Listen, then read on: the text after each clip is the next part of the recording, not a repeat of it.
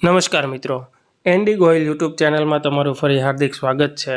તો મિત્રો, આ વિડીયોમાં આપણે ધોરણ 6 વિષય ગુજરાતીનું નવું પાઠ્યપુસ્તક પલાશના પાઠ 7 એકલના ઓવારણાની પ્રવૃત્તિ નંબર 1.1 થી 2.12ની પ્રવૃત્તિનું સોલ્યુશન સરળ ભાષામાં મેળવીશું।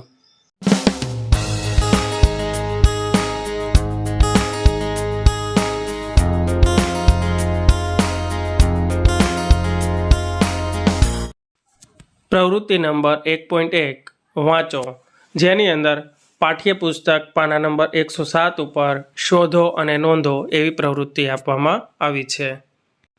તો આ પ્રવૃત્તિ અંતર્ગત આપણને 5 ખાલી જગ્યાઓ આપી છે, જે વાર્તાના આધારે આપણે પૂરવાની છે। તો તેમાં પહેલી ખાલી જગ્યા છે આ રાજકુમારનું નામ, તો ખાલી જગ્યામાં જવાબ આવશે અભિમન્યુ। બીજી ખાલી જગ્યા છે તેના પિતા, તો તેમાં જવાબ આવશે અર્જુન, એટલે કે અભિમન્યુના પિતા।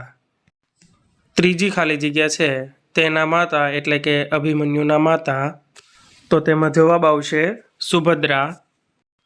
ચોથી ખાલી જગ્યા છે તેના મામા, તો તેમાં જવાબ આવશે શ્રી કૃષ્ણ અને બલરામ। અને છેલ્લી પાંચમી ખાલી જગ્યા છે તેના મામી, તો તેમાં જવાબ આવશે રૂકમિણી। પ્રવૃત્તિ નંબર 1.2 ઉદાહરણ જુઓ અને બીજા વાક્યોને એ મુજબ બનાવવાનો પ્રયત્ન કરો। તો મિત્રો, અહીં આ પ્રવૃત્તિમાં આપણને અહીં એક કોષ્ટક આપવામાં આવેલું છે, જેની અંદર સાદું વાક્ય અને શણગારેલું વાક્ય એ રીતે બે વિભાગ આપવામાં આવે છે। તેમાં પહેલું છે તમે જાઓ ભાઈ, તો તેની સામે શણગારેલું વાક્ય આપ પ્રસ્થાન કરો ભાઈ। બીજું છે રાજેશના પપ્પા અમદાવાદ જવા નીકળ્યા, તો તેમાં શણગારેલું વાક્ય છે રાજેશના પિતાશ્રીએ અમદાવાદ પ્રતિ પ્રસ્થાન કર્યું। ત્રીજું વાક્ય છે મમ્મીની મંજૂરી વગર પાંદડુય ન હલે, તેની સામે શણગારેલું વાક્ય છે માતૃશ્રીની અનુમતિ વિના પર્ણ પણ સ્પંદન કરવા અસમર્થ છે, તો તેની સામે સાદું વાક્ય બીજું જોઈએ પાણી આ વાસણમાં ભરી દેશો, તો ઉપર આપેલા ઉદાહરણો મુજબ આપણે એને શણગારીએ। આ પાત્રમાં જળ અર્પિત કરવાની કૃપા કરશો। બીજું વાક્ય પછીનું છે મારી બહેન કદી જૂઠું ન બોલે, તો તેની સામે શણગારેલું વાક્ય જોઈએ મારી ભગીની કદાપી અસત્ય ન બોલે। હવે અહીં આપણે શણગારેલું વાક્ય જોઈએ આ લેખની મારા પિતામહ તરફથી ઉપહારમાં પ્રાપ્ત થઈ છે, તો તેની સામે સાદું વાક્ય જોઈએ આ પેન મારા દાદા તરફથી ભેટમાં મળેલી છે। તો મિત્રો, અહીં આપણે જોઈ શકીએ છીએ કે સાદા વાક્યમાં સાદા અને સરળ શબ્દોનો ઉપયોગ થયો છે, જ્યારે શણગારેલું વાક્ય એટલે કે શણગારેલા વિભાગના વાક્યો છે તેની અંદર આપણે શિષ્ટ ભાષાના, સંસ્કૃતની નજીક હોય તેવા તત્સમ શબ્દો કે જેનો અપભ્રંશ ન થયો હોય તેવા શબ્દોનો ઉપયોગ કરી અને વાક્યને શણગારવામાં આવેલા છે। પ્રવૃત્તિ નંબર 2.1 વાર્તા સાંભળો અને વાંચો। અભિમન્યુ ગાથાનું એકાગ્ર ચિત્તે શ્રવણ કરો, તત્પશ્ચાત તેનું પઠન કરો, એનું પુનઃ પઠન કરો। પાઠ્યપુસ્તકના પાના નંબર 108 થી 110 પર આ વાર્તા આપેલી છે, જે તમારે વાંચી અને આપેલ પ્રશ્નોના જવાબ લખવાના છે।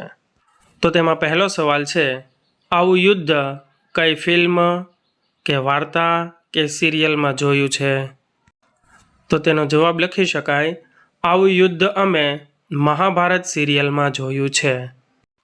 બીજો સવાલ છે તમે ક્યારે જોશમાં આવી ગયા, ક્યારે ચિંતા થઈ, ક્યારે દુઃખ થયું કે ક્યારે આંચકો લાગ્યો, તો તેનો જવાબ કંઈક આ રીતે આપી શકાય અપરાજય વાર્તા વાંચતા જ્યારે અભિમન્યુએ કહ્યું કે કાકા આ પદ્મવ્યૂહ હું ભેદી શકીશ, તે સમયે હું જોશમાં આવી ગયો હતો। અભિમન્યુ એના સારથીને કહે છે કે સુમિત્ર, કદાચ હું સાંજે મારી મોટી માને ચરણે વંદન કરવા પાછો ન ફરું, તે સમયે ચિંતા થઈ। આચાર્ય દ્રોણે જ્યારે યુદ્ધના તમામ નિયમો અને માનવતાના તમામ મૂલ્યો એક બાજુ મૂકીને કૃપાચાર્ય, બૃહદબલ, કૃતવર્મા, અને કર્ણને એક સાથે અભિમન્યુ પર ધસી જવાનો આદેશ આપ્યો અને પોતે પણ તેમાં સામેલ થયા તે સમયે દુઃખ થયું. અર્જુને જ્યારે પ્રતિજ્ઞા કરી કે જો સૂર્યાસ્ત સુધીમાં જયદ્રથનો વધ ન કરે તો આવતીકાલે રાત્રે ચિતા ખડકીને તેમાં બળી મરીશ, તે સાંભળીને આંચકો લાગ્યો. ત્રીજો સવાલ છે, વાર્તાની કઈ લીટી કે સંવાદ યાદ રહી જાય તેવો લાગ્યો? તો તેના જવાબ રૂપે હું આ સંવાદ અથવા આ વાક્ય લખીશ. આ વાર્તામાંથી મને અભિમન્યુએ કહેલા આ શબ્દો યાદ રહી જાય તેવા લાગ્યા. એક જ રથ વડે હું પદ્મના 8 ભાગ ન કરી નાખું તો હું સુભદ્રના પેટે જન્મ્યો ન હતો તેમ માંજે. ચોથો સવાલ છે, અભિમન્યુની કઈ વાત તમને ગમી? તો તેના જવાબ રૂપે લખી શકાય, એક જ રથ વડે હું પદ્મના 8 ભાગ કરી ન નાખું તો હું સુભદ્રના પેટે જન્મ્યો ન હતો એમ માનજે, એ વાત મને ખૂબ ગમી.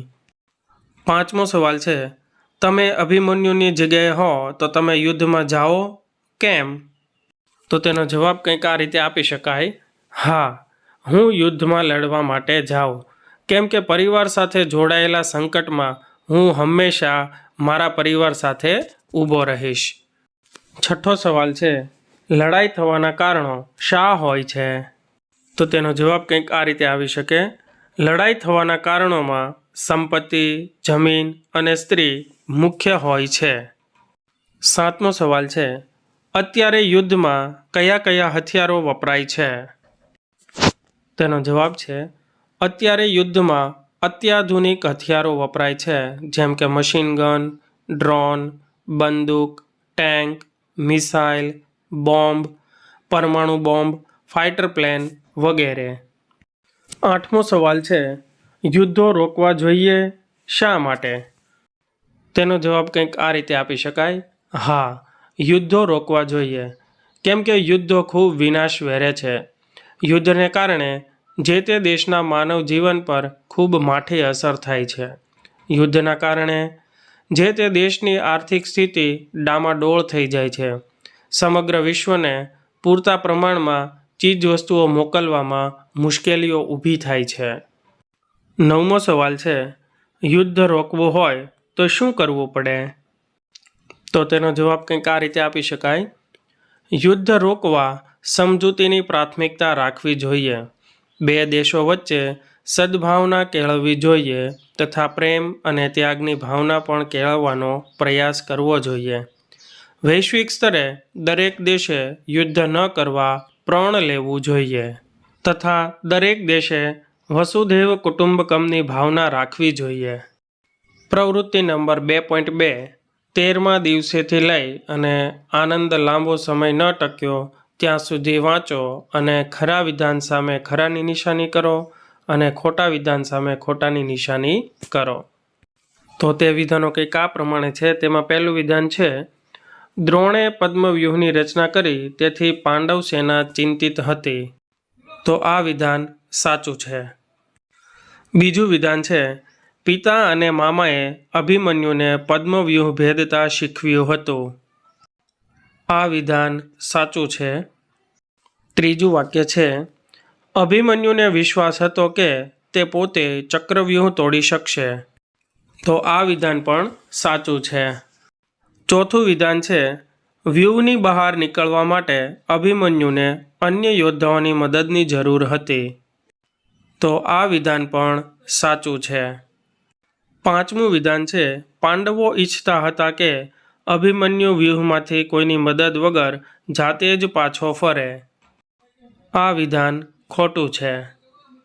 છઠ્ઠું વિધાન છે, પાંડવો પદ્મવ્યૂહમાં પ્રવેશીને તેને વેરવિખેર કરી દેશે એવી અભિમન્યુને ખાતરી હતી. તો આ વિધાન પણ ખોટું છે. સાતમું વિધાન છે, અભિમન્યુએ સારથીને કહ્યું કે દ્રોણ યુદ્ધના નિયમોનું પાલન નહીં કરે. આ વિધાન ખોટું છે. આઠમું વિધાન છે, દ્રૌપદી અભિમન્યુનું યુદ્ધ જોતી હતી. આ વિધાન સાચું છે. પ્રવૃત્તિ નંબર 2.3, અભિમન્યુની પાછળ જતાથી લઈ અને પોતાની શિબિર પર લઈ ગયા સુધીની વાર્તા વાંચો અને વિધાન કોને લાગુ પડે તે લખો. તો તે વિધાનો કંઈક આ પ્રમાણે છે. તેમાં પહેલું વિધાન છે, પાંડવોને આગળ વધતા અટકાવી દીધા. આ વિધાન કયા પાત્રને લાગુ પડે છે? તો કે તે જયદ્રથ. બીજું વિધાન છે, જોત જોતામાં એણે વ્યૂહની એક પછી એક હરોળ તોડી નાખી. તો તેમાં આવશે અભિમન્યુ. ત્રીજું વિધાન છે, પુત્રના મૃત્યુથી એ ખૂબ ગુસ્સે ભરાયો. આ વિધાન બે પાત્રોને લાગુ પડે છે, દુર્યોધન અને અર્જુન. ચોથું વિધાન છે, પોતાના બધા સાથીઓને એક સાથે અભિમન્યુ પર તૂટી પડવાનું કહ્યું. તો તેમાં પાત્ર આવશે દ્રોણ. પાંચમું વિધાન છે, એક સાથે 6 યોદ્ધાઓનો સામનો કરતા એનો રથ ભાંગી ગયો. તો તેમાં આવશે અભિમન્યુ. છઠ્ઠું વિધાન છે, અભિમન્યુના મૃત્યુથી એ ખૂબ ખુશ થઈ ગયો. તો તે પાત્ર છે દુર્યોધન. સાતમું વિધાન છે, એને ચિંતા થઈ કે હવે કદાચ અર્જુન યુદ્ધ કરવાનું છોડી દેશે. તો તે પાત્ર છે દ્રૌપદી. આઠમું વિધાન છે, એને ખબર પડી ગઈ કે પોતાનો વીર પુત્ર મૃત્યુ પામ્યો છે. તો તેમાં જવાબ આવશે અર્જુન. નવમું વિધાન છે, બંને ભાઈઓ અર્જુન સમક્ષ શોક વ્યક્ત કરવા લાગ્યા. તો તેમાં જવાબ આવશે યુધિષ્ઠિર અને ભીમ. 10મું વિધાન છે, અર્જુન પાસે જયદ્રથનો વધ કરવાની પ્રતિજ્ઞા લેવડાવી. તો તેમાં જવાબ આવશે દ્રૌપદી. છેલ્લું વિધાન છે, અર્જુનને શાંત કરવા એને પોતાની સાથે લઈ ગયા. તો એમાં આવશે શ્રી કૃષ્ણ. પ્રવૃત્તિ નંબર 2.4, નીચેનો ફકરો વાંચીને પ્રશ્નોના જવાબ લખો. તો તેમાં પહેલો સવાલ છે, પદ્મ ભેદવાનું કાર્ય બહુ જ કઠિન છે એવું શાના પરથી કહી શકાય? તો તેનો જવાબ છે, કારણ કે દેવો માટે પણ આ કાર્ય અસાધ્ય ગણાતું હતું. સ્વયં ઇન્દ્ર પણ આ પદ્મને ભેદવા માટે અસમર્થ હતા. બીજો સવાલ છે, અભિમન્યુની ઉંમર બીજા યોદ્ધાઓ કરતાં નાની છે એવું કયા શબ્દ કે વાક્યને આધારે કહી શકાય? તો જવાબ છે, તે પદ્મને આ તરુણે સ્વયં દ્રોણની હાજરીમાં ક્ષણ માત્રમાં ભેદી નાખ્યું. આ વાક્યમાં વપરાતા તરુણ શબ્દને આધારે એવું કહી શકાય. ત્રીજો સવાલ છે, દ્રૌપદીની આંખો છલકાઈ ગઈ. આ વાક્ય શું દર્શાવે છે? આનંદ કે દુઃખ? અહીં આ વાક્ય આનંદ દર્શાવે છે. ચોથો સવાલ છે, સમુદ્રનું મોજું છીછરા ટાપુ પર ફરી વળે તેમ અભિમન્યુ કૌરવ પર છવાતો ચાલ્યો. આ વાક્યના આધારે નીચેના વાક્યો પૈકી સાચું વાક્ય પસંદ કરો. તો પાઠ્યપુસ્તકમાં જે વાક્યો અથવા વિકલ્પો આપ્યા છે તેમાંથી સાચું વાક્ય આ છે, ટાપુ નાનકડો હોય તેથી ઝડપથી પાણીમાં ડૂબી જાય. પ્રવૃત્તિ નંબર 2.5, વાર્તાના શબ્દોનો અર્થ ધારો અને ખરાની નિશાની કરો. તો અહીં આપણને કેટલાક શબ્દો આપવામાં આવ્યા છે, તેની સામે તેના જવાબો, જેમાંથી આપણે સાચો જવાબ શોધી અને તેની ઉપર ખરાની નિશાની કરવાની છે. તો પહેલો શબ્દ છે મહાવિનાશ. તો તેમાં સાચો જવાબ છે મોટો સંહાર. બીજો શબ્દ છે દીપાવવું. તો તેમાં જવાબ આવશે શોભાવવું. ત્રીજો શબ્દ છે વેરવિખેર. તો તેનો સાચો જવાબ છે વેરણ છેરણ. ચોથો શબ્દ છે લગોલગ. તો તેમાં સાચો જવાબ છે લગભગ પાસે. પાંચમો શબ્દ છે અશક્ત. તો તેમાં સાચો જવાબ છે નબળું. છઠ્ઠો શબ્દ છે હતાશ. તો તેમાં સાચો શબ્દ છે નિરાશ.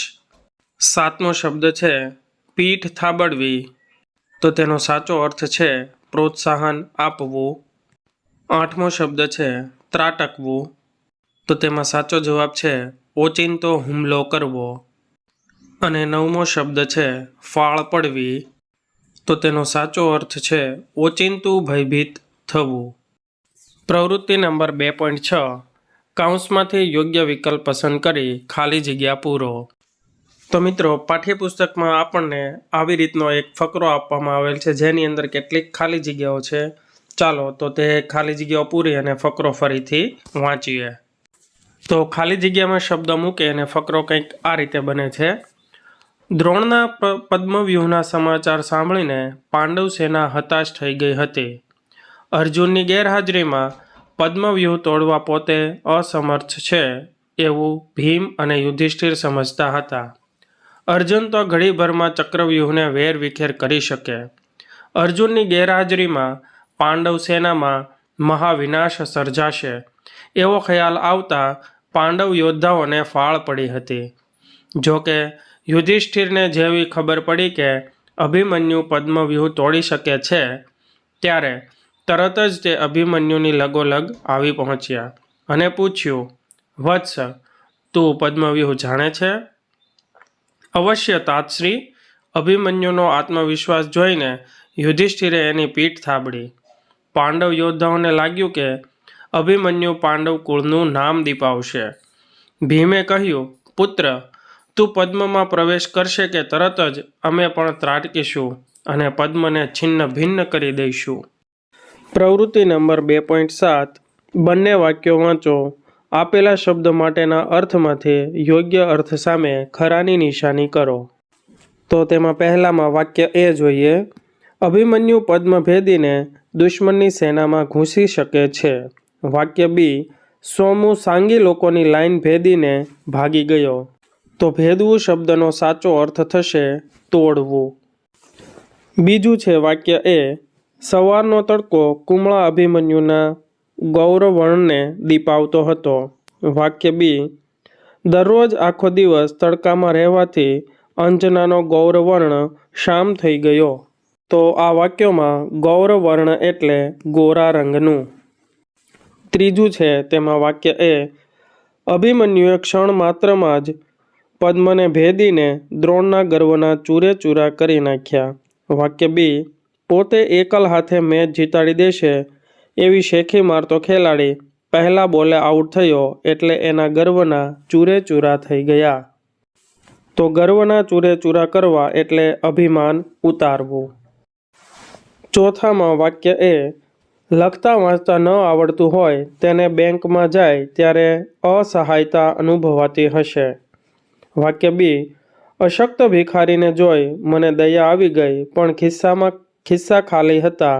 મારી અસહાયતા પર મને દુઃખ થયું. તો અસહાયતા શબ્દનો અર્થ થાય કશું ન કરી શકવાની લાગણી. આગળ જોઈએ વાક્ય એ. 6 મહારથીઓએ એક સાથે હુમલો કરી અભિમન્યુને શસ્ત્રવિહીન અને રથવિહીન કરી નાખ્યો. નિશસ્ત્ર કર્યા પછી ભૂમિ પર પાડી નાખીને તેનો વધ કર્યો. વાક્ય બી. રાજા હંમેશા પોતાની પાસે તલવાર, ભાલો કે ગદા રાખતા. તે નિશસ્ત્ર તો કદી હોય જ નહીં. તો નિશસ્ત્ર શબ્દનો અર્થ થશે શસ્ત્ર વિનાનું. ત્યારબાદ 6 નંબર ઉપર વાક્ય એ. શ્રી કૃષ્ણ શિબિરના દ્વારમાં જ શાંત નિશ્ચલ ઊભા રહ્યા. વાક્ય બી. 10 દિવસ પછી ઘેર આવીને જોયું કે ઘરમાં ચોરી થયેલી છે. આ જોઈને બધા દુઃખી થઈ ગયા પણ મોટાભાઈ તો નિશ્ચલ ઊભા હતા. તો નિશ્ચલ શબ્દનો અર્થ થશે હાલ્યા ચાલ્યા વગરના. ત્યારબાદ 7મું છે વાક્ય એ. અર્જુન મૂઢ, હતાશ અને શોકમય થઈ કશું જ બોલ્યા વિના ઊભો રહ્યો. વાક્ય બી. દાદાના અવસાનથી આખું કુટુંબ શોકમય થઈ ગયું. તો અહીં શોકમય શબ્દનો અર્થ થશે ઊંડા દુઃખમાં. પ્રવૃત્તિ નંબર 2.8. વાર્તા વાંચો અને તેના આધારે આપેલી પ્રવૃત્તિ કરો. તો સૌથી પહેલાં જોઈએ વાક્ય 1. જો પદ્મને ભેદી ન શકાય તો સાંજ સુધીમાં તો પાંડવ સૈન્યમાં મહાવિનાશ સર્જાય. તેને ભેદવાનું સામર્થ્ય શ્રી કૃષ્ણ, અર્જુન અને પ્રદ્યુમ્ન સિવાય કોઈનામાં હોય તો તે તારામાં છે. તો અહીં નીચે આપેલ વાક્યોમાંથી આ જ વાક્યમાંથી મળતી માહિતીવાળા વાક્ય સામે ખરું કરો. તો ઉપરના વાક્યને 2 વાક્યો લાગુ પડે છે. પહેલું, કમળ જેવા આકારના વ્યૂહને તોડવામાં ન આવે તો પાંડવ સેનાના મોટા ભાગના સૈનિકો મૃત્યુ પામે. અને બીજું છે પદ્મવ્યૂહને 4 લોકો જ ભેદી શકે એમ હતા. બીજી પ્રવૃત્તિ છે, યુધિષ્ઠિરે મોટા અવાજેથી લઈ પહેલાં તેનો વધ કરશે એટલો પેરેગ્રાફ વાંચી અને આ કોષ્ટક પૂરું કરો. તો તેમાં પહેલા નંબરે છે કોણ, પછી કેવા દેખાતા હતા અને શું થતું હશે. તો તેમાં પહેલું છે યુધિષ્ઠિર. કેવા દેખાતા હતા તેમાં મોટો અવાજ અને રડવું અને ખૂબ જ દુઃખી હશે. બીજું છે ભીમ. તો તેમાં પોતાના વાળ ખેંચતો અને ગાંડા જેવો. ત્યારબાદ શું થતું હશે તેમાં દુઃખ સાથે ગુસ્સો હશે. ત્રીજું છે અર્જુન. તો તે હતાશ અને નિશબ્દ દેખાતા હતા. તેઓને કેવી લાગણી અનુભવાતી હશે તો કે ભાઈ દુઃખ અને વેરની ભાવના હશે. ચોથું છે શ્રી કૃષ્ણ. તો તેઓ નિશ્ચલ અને શાંત દેખાતા હતા. તેઓ ગહન શોકમાં હશે. પાંચમા છે દ્રૌપદી. તેઓ શોકમય પણ મક્કમ જણાતા હતા અને બદલો લેવાની ભાવના થઈ હશે. ત્રીજું છે પાર્થ. તેણે અર્જુનને ઢંઢોળ્યો થી લઈ પહેલાં તેનો વધ કરશે ત્યાં સુધી વાક્ય વાંચો. આ વાક્યમાં કઈ કઈ બાબતો આવતી નથી. આ કાર્ય તમારે જોડીમાં કરવાનું છે. તો તેમાં ન આવનારી વાત છે અભિમન્યુના મોતથી દુઃખી થઈને શોક કરવાનો આ સમય નથી. ચોથું વાક્ય છે ઘડી પહેલાં ચૂમેલુંથી લઈ અને ભાર તળે દબાઈ ગઈ સુધી વાંચો અને દ્રૌપદીને આવી લાગણી શાના આધારે થઈ હશે તે વાક્યમાં ક્યાં લાગુ પડે છે તે તપાસીને જોડકા જોડો. તો તેમાં પહેલું છે અભિમન્યુને બચાવવા હવે કોઈ પહોંચી નહીં શકે. તો તેમાં લાગણી આવશે અસહાયતા. બીજું છે મારો વહાલો દીકરો હવે કોઈ દિવસ પાછો નહીં આવે. તો અહીં દુઃખની લાગણી વ્યક્ત થઈ છે. ત્રીજું છે અરે રે, આવા પરાક્રમી પુત્રને મેં સદા માટે ગુમાવ્યો. તો આ વાક્યમાં શોકની લાગણી વ્યક્ત થઈ છે. ચોથું છે મેં જ અભિમન્યુને મૃત્યુના મોંમાં ધકેલ્યો છે. તો અહીં શરમની લાગણી અનુભવાય છે. પ્રવૃત્તિ નંબર 2.9 વાક્યોને ઘટનાક્રમ મુજબ ગોઠવો. વચ્ચે કોઈ એક ઘટના ઉમેરો. તો વાક્યો કંઈક આ પ્રમાણે છે, જેમાં સૌથી નીચેનું વાક્ય છે તે કોઈ એક નવી ઘટના એમાં ઉમેરેલું વાક્ય છે. હવે આ વાક્યોને આપણે ઘટનાક્રમમાં ગોઠવીશું. તો તેમાં સૌથી પહેલું આવશે કૌરવોએ કમલાકાર વ્યૂહરચના કરી તેથી પાંડવ સેનાના સેનાપતિને ચિંતા થઈ. બીજું વાક્ય આવશે દ્રૌપદીએ કહ્યું કે અભિમન્યુ પદ્મવ્યૂહ તોડી શકે છે. ત્રીજા ક્રમે આવશે અભિમન્યુએ પદ્મવ્યૂહ તોડવાની તૈયારી બતાવી. ચોથા ક્રમે આવશે અભિમન્યુએ ગણતરીની ક્ષણોમાં પદ્મને ભેદી નાખ્યું. પાંચમા નંબરે હવે અભિમન્યુ ચારેય બાજુથી ઘેરાઈ ગયો હતો. છઠ્ઠા નંબરે 6 મહારથીઓ એક સાથે અભિમન્યુ પર તૂટી પડ્યા. સાતમા નંબરે નવું ઉમેરેલું વાક્ય ભીમ દુઃખ અને ક્રોધથી પાગલ થઈને પોતાના કેશ ખેંચતો રડતો હતો. આઠમા નંબરે અર્જુને જયદ્રથનો વધ કરવાની પ્રતિજ્ઞા લીધી. પ્રવૃત્તિ નંબર 2.10 નીચેની ઘટનાઓ ક્યારે બની તેનું વર્ગીકરણ કરો. જે ઘટના યુદ્ધ પહેલાંની હોય તેની સામે પહેલાં, યુદ્ધ પછી બની હોય તેની સામે પછી અને યુદ્ધ દરમિયાનની હોય તેની સામે દરમિયાન લખો. તો ઘટનાઓની અંદર પહેલી ઘટના છે અભિમન્યુએ પહેલી હરોળ તોડી. તો તેની સામે આવશે દરમિયાન. બીજી ઘટના છે પાંડવો આવતીકાલના યુદ્ધ વિશે આયોજન કરતા હતા. તો તેની સામે આવશે પહેલા. ત્રીજી ઘટના છે આગળ અભિમન્યુ અને પાછળ બીજા પાંડવો યુદ્ધ કરવા માટે નીકળ્યા. તો તેની સામે આવશે પહેલા. ચોથી ઘટના છે દુર્યોધન ક્રોધથી લાલચોળ થઈ ગયો. તો તેની સામે આવશે દરમિયાન. પાંચમી ઘટના છે અભિમન્યુના મૃત્યુથી પાંડવો શોકમય બની ગયા. તો તેની સામે આવશે પછી. ત્યાર પછીની ઘટના છે પદ્મને તૂટતો જોઈને દ્રોણને આશ્ચર્ય થયું. તો તેની સામે આવશે દરમિયાન. ત્યારબાદ પાંડવોને દ્રોણના પદ્મવ્યૂહના સમાચાર મળ્યા. તો તેની સામે આવશે પહેલા. ત્યાર પછીની ઘટના છે અભિમન્યુ આખું પદ્મ ભેદીને વચ્ચોવચ્ચ આવી પહોંચ્યો, તો તેની સામે આવશે દરમિયાન. પછીની ઘટના છે યુધિષ્ઠિરે અભિમન્યુને છાવણીમાં બોલાવ્યો, તો તેની સામે આવશે પહેલા. પછીની ઘટના છે પાંડવો જયદ્રથ સામે જીતી ન શક્યા, તો તેની સામે આવશે દરમિયાન. પછીની ઘટના દ્રૌપદીએ અર્જુનને પ્રતિજ્ઞા લેવડાવી કે તે કાલે જયદ્રથને મારશે, તો તેની સામે આવશે પછી. પછીની છેલ્લી ઘટના છે પોતાના પુત્રના મૃત્યુથી અર્જુનને આઘાત લાગ્યો, તો તેની સામે આવશે પછી. પ્રવૃત્તિ નંબર 2.11 હે વત્સ, આ પ્રશ્નોના ઉત્તર લખો. તો તેમાં પહેલો સવાલ છે અભિમન્યુની બહાદુરી વિશેના વાક્યો શોધીને લખો. તો તેનો જવાબ છે અભિમન્યુની બહાદુરી વિશેના વાક્યો નીચે મુજબ છે. પદ્મવ્યૂહને ભેદવાની શક્તિ અને આવડત શ્રી કૃષ્ણ, અર્જુન અને પ્રદ્યુમ્ન સિવાય કોઈનામાં હોય તો તે તારામાં છે. કાકાશ્રી, આ પદ્મ હું ભેદી શકીશ, પરંતુ મારા પ્રવેશ પછી જો તેની પાંખડીઓ બીડાઈ જાય તો પાંડવો એક મહારથી ગુમાવશે. હું અર્જુન અને સુભદ્રાનો પુત્ર છું, શ્રી કૃષ્ણનો ભાણેજ અને ઉત્તરાનો પતિ છું. ભય પામવાનો હું શીખ્યો જ નથી. એક જ રથ વડે હું પદ્મના 8 ભાગ ન કરી નાખું તો હું સુભદ્રાના પેટે જન્મ્યો ન હતો એમ માનજે. જે કાર્ય દેવો માટે પણ કઠિન ગણાતું, જે પદ્મને ભેદવા સ્વયં ઇન્દ્ર પણ સમર્થ ન હતા, તે પદ્મને આ તરુણે સ્વયં દ્રોણની હાજરીમાં ક્ષણ માત્રમાં ભેદી નાખ્યું.